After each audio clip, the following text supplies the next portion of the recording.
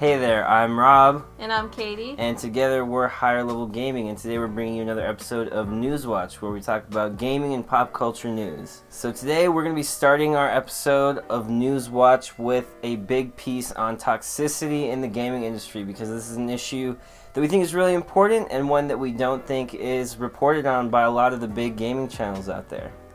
I'm going to be frank, I thought it was BS for a long time when it came to the whole bullying as an issue and toxicity in gaming.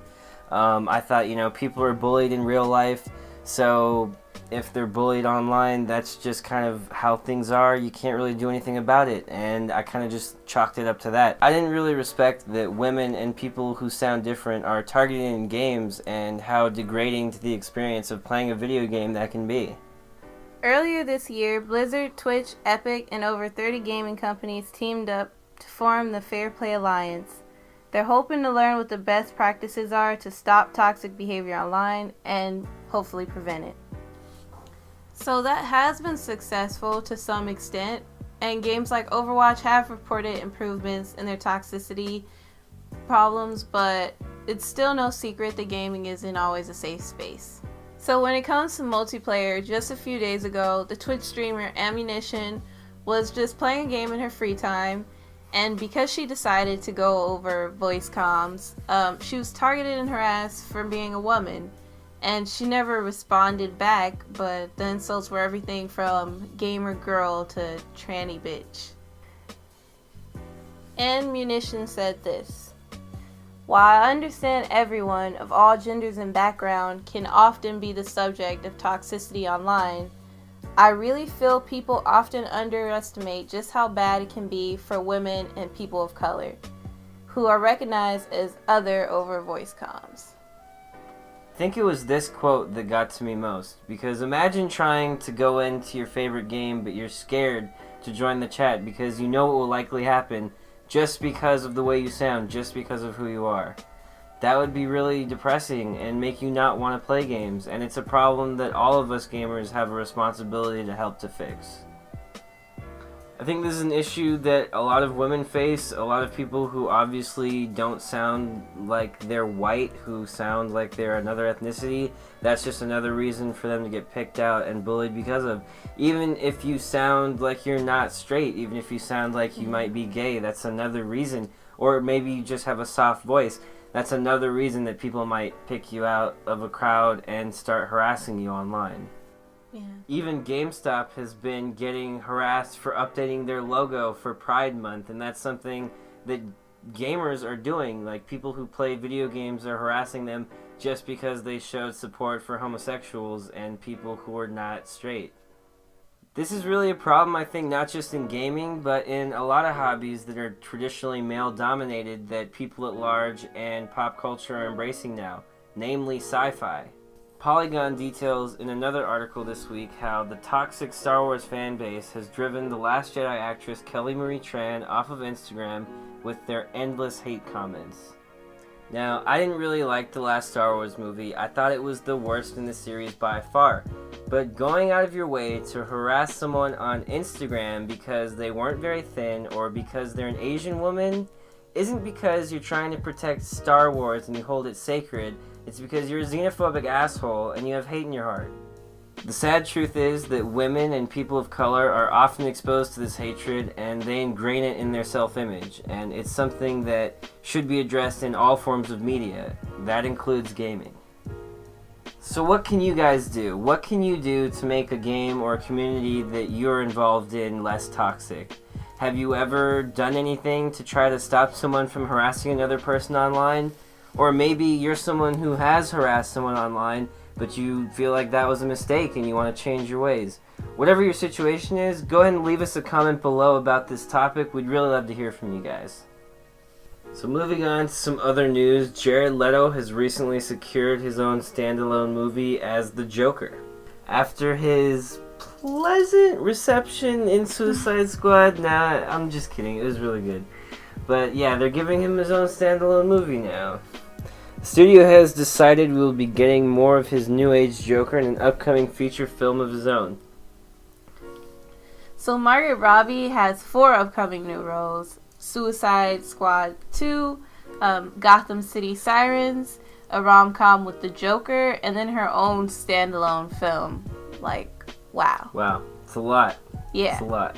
That's 2 Joker movies, 3 if he's in Suicide Squad. It's a lot. And then another standalone film with Joaquin Phoenix as Joker. So we're getting 4 Joker movies, 4 Harley Quinn movies. There's some overlap there, but that's a lot of Joker Harley Quinn movies.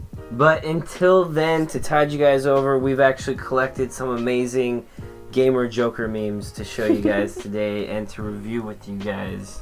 So this first meme, when the nice guy loses his patience, the devil shivers. This is a good one. This is like the classic. This is the classic. Right, classic looking. I give this one a 4 out of 10 cringe. We're not really getting there yet. It's pretty bad, but it's dated, you know? It's dated. Okay, here's another of the older ones. I gotta clear your... This is a big performance here. So, you don't date a real man who respects you just because he's a gamer. Pitch, please. Studies done have proven that gamers are in fact better in bed. And yet you still choose a cheating jock than a man who respects you. Oh my god. So this one gets a 6 out of 10 cringe. It's a solid boost in the cringe factor. It's a solid boost. We're getting there. We're really getting there with this one. But recently, there have been some developments with the meme, and it's taken a pretty drastic turn. Let's put it this way, since you don't seem to understand. Gamers, through rigorous amounts of training, have developed more stamina. That means prolonged ejaculation. Prolonged ejaculation and harder erections. You last longer in bed equals more powerful orgasms. For the both of us, and possibly even female ejaculation. Don't believe me? You'll never know if you don't try. I just want to say, I think this one is the worst. This was not even 10 out of 10. This it's one, like 11 out of 10. They took one, it out of proportion. They take it really far with these last ones. They get really bad. So this last one is our favorite. This one doesn't take it too far. Right, These new dirty ones are so bad we couldn't even show you all of the memes. Yeah. But this one is kind of sweet. This could be us, but you friend-zoned me 10 times. 10 fucking times, Veronica. When will you learn to love me? A gentleman gamer instead of going after dumb jocks. Bitch.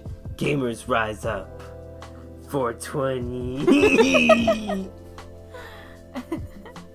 That's hilarious. Gamers rise up.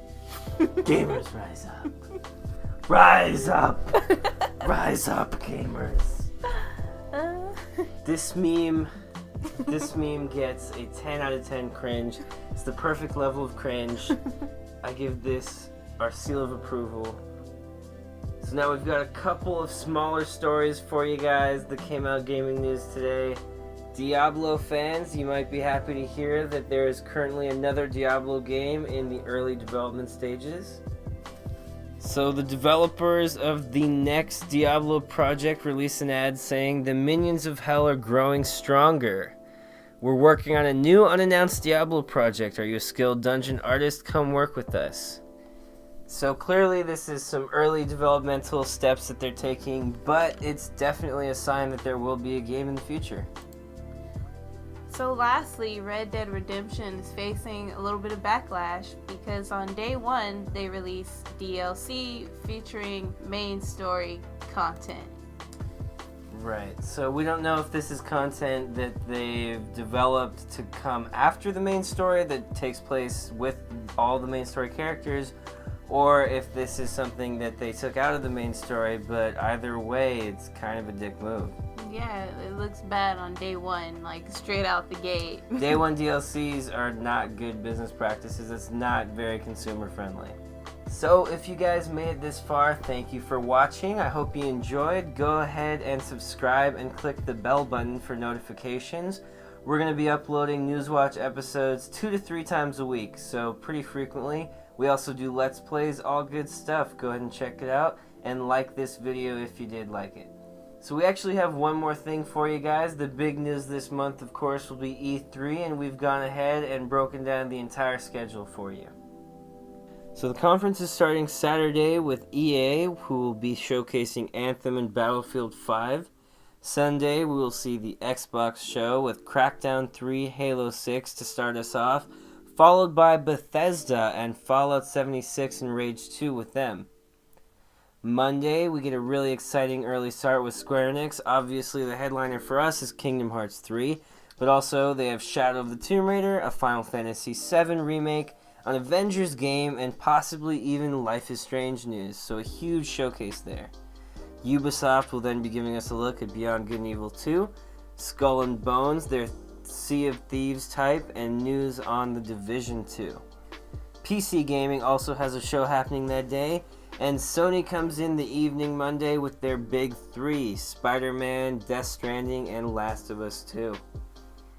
They'll also be hosting Black Ops 4 and tons of other stuff, probably some stuff that we haven't even heard announcements about yet. Tuesday, we finish off strong with Nintendo. We're going to have Pokemon news, Smash news, Metroid, Mario Tennis, Bayonetta 3, which a lot of people have forgotten about, almost definitely a Fortnite reveal, and many more. So this year's going to be huge. This is just what we know about. Look forward to seeing some curveballs out there, guys. Thanks for watching, and that's a wrap for Newswatch Episode 2.